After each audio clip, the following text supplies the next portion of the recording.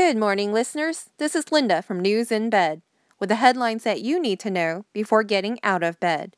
Today is Thursday, August 27th, 2015. Here are the top stories. Reporter Alison Parker and cameraman Adam Ward of Roanoke, Virginia television station WDBJ were both fatally shot yesterday morning in the midst of a live on-air interview. Their killer was a former reporter for the same station who had been fired 2 years ago. The killer died from a self-inflicted gunshot wound after crashing his car during a police chase 170 miles away from the site of the shootings. Police are still reviewing video footage and a 23-page manifesto written by the killer and faxed to ABC News in New York. Vicki Gardner, the person being interviewed during the live broadcast, was shot in the back and is currently recovering in hospital. Retailer Walmart has announced that it will stop selling military-style semi-automatic rifles, including AR-15s, the same type of weapon that was used in the mass shootings in Connecticut and Colorado. Walmart CEO Douglas McMillon says that his company wants to build a great sporting goods department that focuses on the needs of hunters and fishermen, and as such, the types of rifles and ammunition that they sell will be geared towards these sports. Earlier this week, Colombians living in riverside shantytowns in Venezuela were given 72 hours to pack up and leave by the Venezuelan army. Yesterday saw a scene of over 100 illegal migrants carrying belongings on their backs to wade through the river that borders Colombia and Venezuela.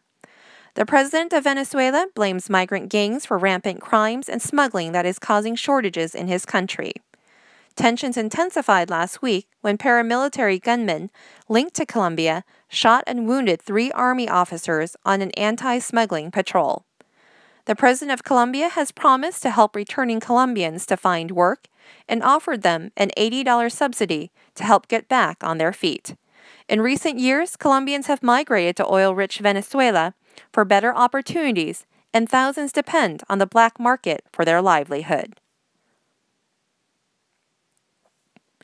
The Center for Disease Control and Prevention announced that 11 cases of the plague have been reported in the U.S. since April 1st of this year.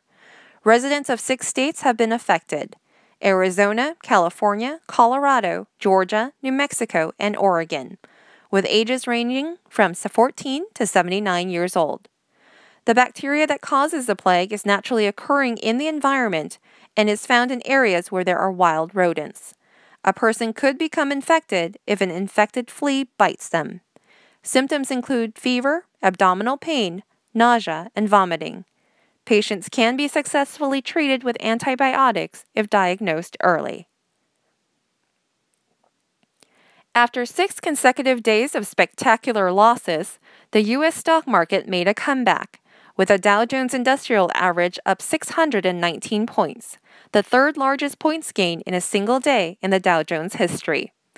The U.S. Durable Goods Report, which measures orders for big-ticket items such as cars and appliances, increased by 2% from June to July, much better than analysts had expected. This supports investor sentiment that the U.S. economy is on track for expansion. Analysts, however, caution that volatility still remains in the markets. And those are our headlines for today. Remember to make it a great day, and we'll see you tomorrow.